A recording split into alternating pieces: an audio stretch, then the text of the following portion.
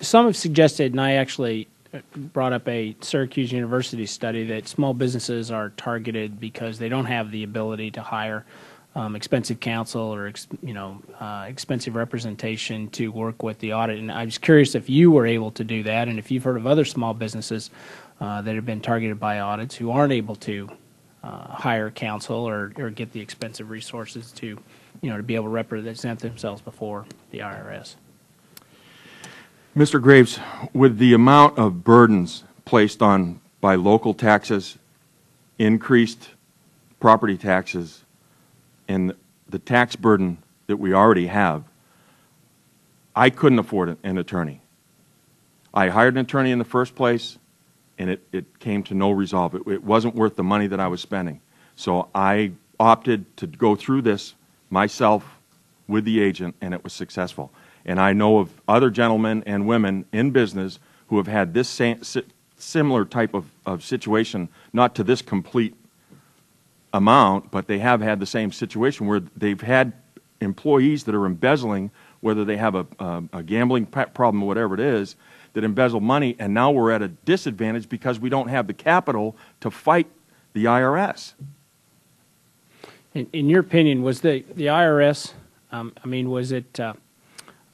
was it a situation where one agent didn't know what the other agent was doing, the left hand doesn't know what the right hand's doing, or is it a situation of, as far as they were concerned, you were guilty until proven innocent, or in your opinion, at least, how did you feel, and what could have made it a whole lot more user-friendly, I guess, approach, when working with you in this? What would you have done different if you were?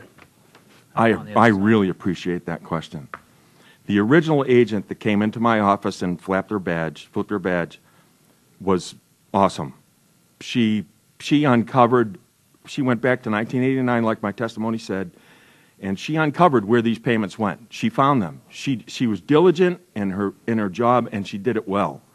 Where the breakdown came was when we got the phone call from an agent on the phone that said mysteriously we owed this money again, and I went and said, what's going on here? When I tried to talk to that agent, I was not allowed to.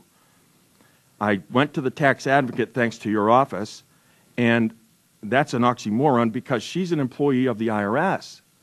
And through her, we contacted this department again, and I was given conflicting stories. I did talk to the agent very shortly and very briefly, and I was told I had to go to the supervisor. The supervisor told me that I had to go to the tax advocate. And I told the tax advocate this, and she said, no, that's not what he said. And he left a contradictory response to that on my answering machine. So I couldn't figure out, I'm thinking, okay, why doesn't the IRS just, and I asked them, why don't you just bring this file that the original agent did, let's sit down at a table and let me see what you have so that I can see where she went. And all they would divulge to me was this unknown, unbeknownst jumble of figures that I unless I was an IRS agent, I wouldn't know how to discern what was there. But she went back all the way to 1989 and uncovered money that they owed me from a long time ago, but they didn't give that up. But she found out where I made the payments and where they were sidelined because this person was trying to throw a smoke screen. And she found out that we, in fact, did make the payments, and then I found out I had to do it again. So I would say that they would, in this case, that they should have brought the file, sat down with me and said, Mr. Smith, this is what we found. They wouldn't do it. They said, you're not allowed to talk to the agent, and this matter's closed. And I think that's wrong.